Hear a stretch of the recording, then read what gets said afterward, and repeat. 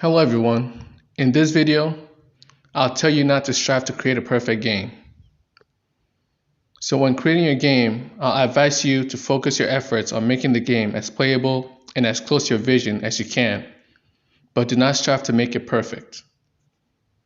Do not try to make a game that everyone will love, because that is impossible. No matter how great an idea, mechanic, or game is, there will always be people who will not like it and also people who will.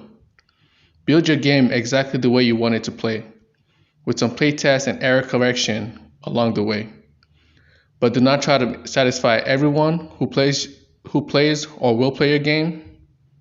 Try to satisfy yourself first and foremost before thinking about including the features or ideas that others have that you find reasonable.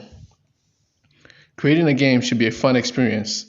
Striving for perfection in every or some mechanic of your game will only leave you stressed out and depressed from forever missing the mark. Try to get your game as close to your vision as possible, but do not strive for perfection. Do not expect everyone to like your game, nor expect everyone to hate it.